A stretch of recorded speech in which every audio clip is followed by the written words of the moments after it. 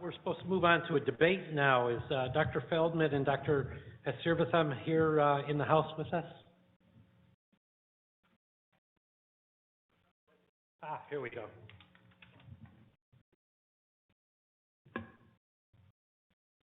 I'm very pleased to welcome Dr. Feldman from Evanston Northwestern Hospital. He's the Director of Cardiac Catheterization Laboratory and holds the Walgreen Chair in Interventional Cardiology.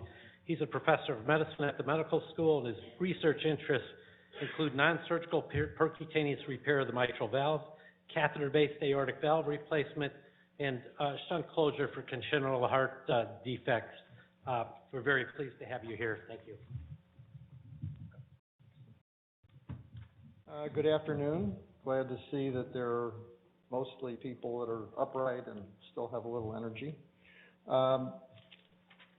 We'll see how much of a debate this is. I think we're going to be looking at the glass half empty and half full. But in this discussion, I want to emphasize just three words in the title, as the title was assigned. One is good enough. And I'm not sure what the statistical definition of good enough is, but it's different than some of the evidence hurdles that we often have to jump in trials. And the other thing I want to emphasize is the higher risk part of this title. And I'll come back to that as we continue through the discussion. Can I get the slides advanced? It's not working with the mouse here. Great. So what is good enough? Does it mean that the two therapies are about equal, that the device therapy is better than the pharmacologic therapy, or that maybe the therapies are absolutely equivalent, but there's some other qualitative advantage to the device therapy, like quality of life? So I'll see if I can address these considerations. Next slide. Zoltan Turi showed you this picture of the healing response for the Watchman device, and I'm going to be talking about this device because this is the only device in the left atrial appendage field, thank you, that has a real evidence base. And we who believe the evidence base believe that this picture on the right, human pathology at 9 months, is the reason that this therapy is good enough to stop anticoagulation after 9 months, because after healing occurs over the device, there's a smooth endothelial surface, and that would obviously obviate the need for anticoagulant drugs. It's important to recognize that in the randomized Watchman trials, patients received warfarin for that first 6 weeks after device implant. And that 6 weeks is very different than putting in a device and then the patient not having any anticoagulant therapy. And it's a complex discussion, but certainly patients are exposed to bleeding risk during that time period. Now, we've heard several speakers talk about the PROTECT-AF trial and mention that the cohort is low risk, 2/3 with CHADS 1 or 2. And I think the speakers before me were all a little apologetic about having a low-risk population. And I actually see it the other way around. If the trial shows a benefit, a favorable outcome in a low-risk population, the likelihood of benefit is even greater in a high-risk population. So rather than underemphasizing this point, I think it's important to take into consideration. Now, this is a graphical representation of the statistical outcome of the PROTECT-AF trial. The non-inferiority arrow would have to be crossed to the right for the device to be superior to medical therapy. And that result wasn't achieved by the intention to treat principle. The superiority border, that the green line would have to be all the way over to the left of the slide. It didn't make it. So it came out as a non-inferior result. And the statistician has a complex discussion of what that means, but that's where I started with the almost equal, the approximately equal idea. Now, the best data we have on the magnitude of that device effect from the Watchman device, again, Zoltan just talked about it a minute ago. This is the recently published 2.3-year follow-up of that trial. Two major findings. By intention to treat, which includes that first 6 weeks of warfarin therapy and all of the complications of the device therapy that were part of the learning curve, there are no real differences in efficacy, stroke, or death out to almost 2.5 years. But if you do a landmark analysis and you start when the Coumadin therapy ended at 6 months, you see a very different finding, and that is the dotted line shows lower event rates for stroke and all-cause mortality for the Watchman device, so that the device does appear to be as good or better than warfarin once you get over the early hump. Now, another way to look at this was published recently by Vivek Reddy and Val Fuster in the European Heart Journal, as you see here. And this was an analysis of net clinical benefit. And that was defined as the sum of the change in annualized rates of stroke, intracranial hemorrhage, death, bleeding, and pericardial effusion with device versus warfarin. A couple of interesting findings. The first one is that any way you sliced it, there was at least non-inferiority of Watchman versus Coumadin. But the red squares on the right show that for secondary prevention in the continued access registry, that is after the learning curve had been mastered basically, really a striking net clinical benefit for device. And this is in patients who made it to the point of getting off of warfarin therapy.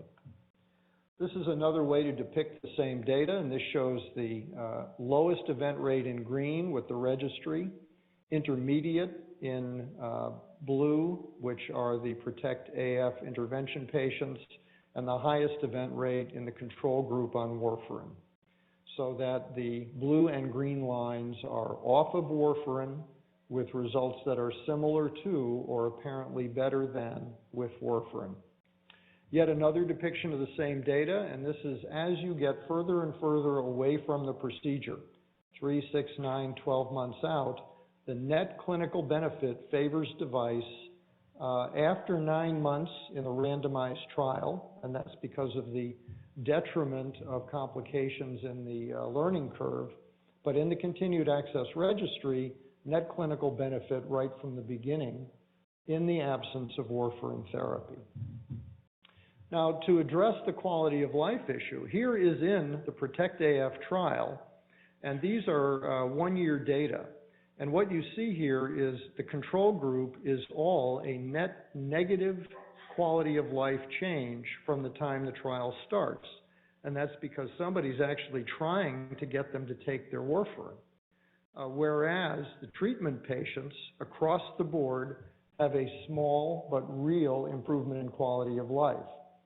So if I were advising my father or my uncle or whoever regarding the choice between warfarin therapy and a device like Watchman, in an absolutely clear dead heat between the two in terms of clinical outcomes, I would say that Watchman is still a winner and it is good enough to get people off of warfarin.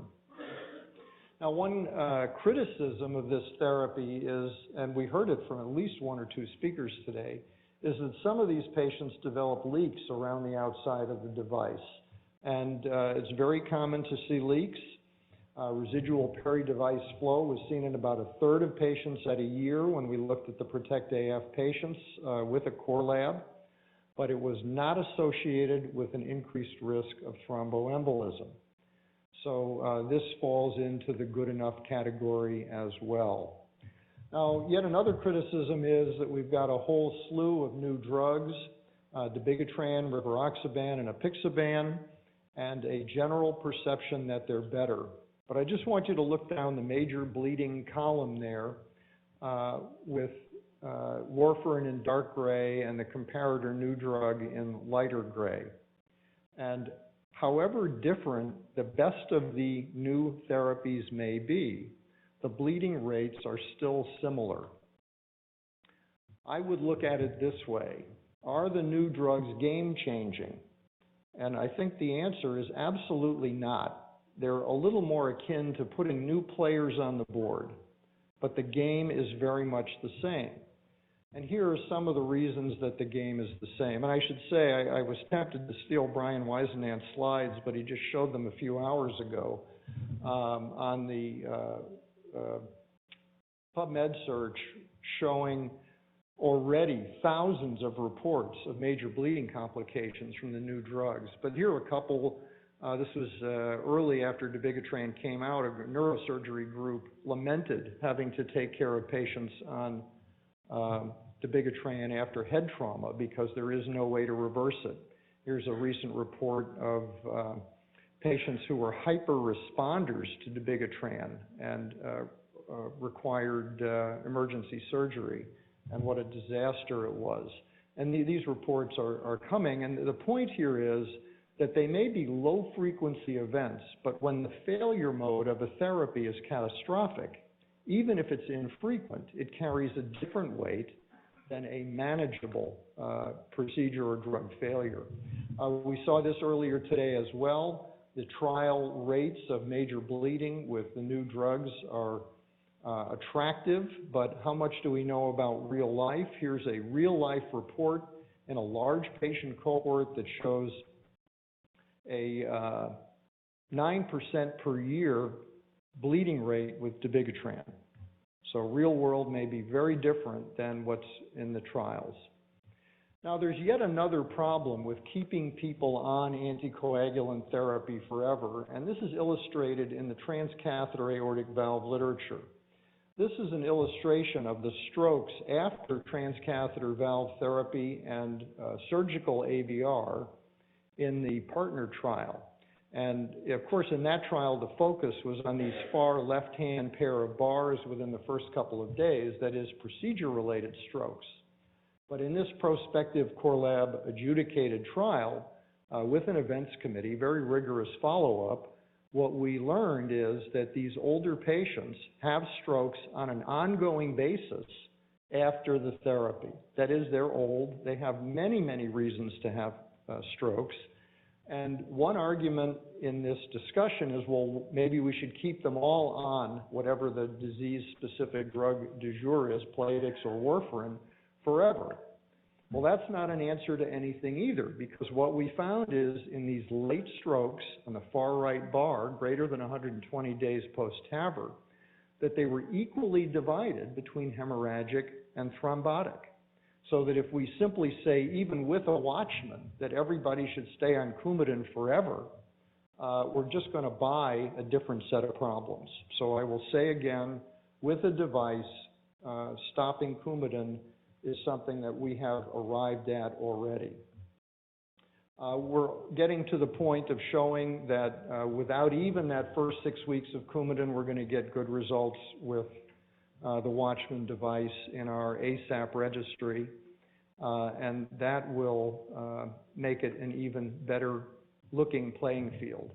Now I want to close with a couple of more slides. This is back to the should this apply only to high-risk patients argument.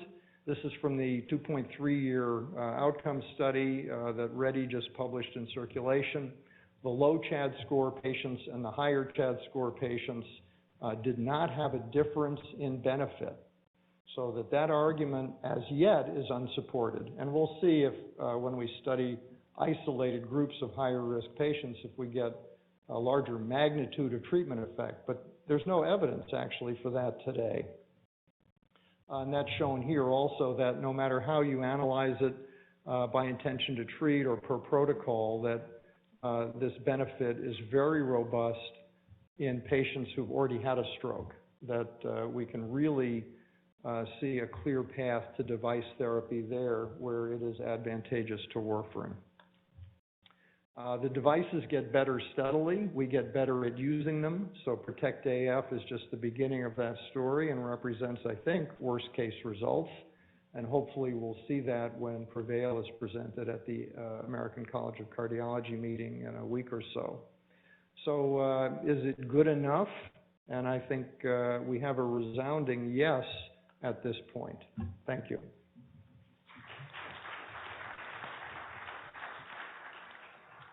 Thank you, Dr. Feldman.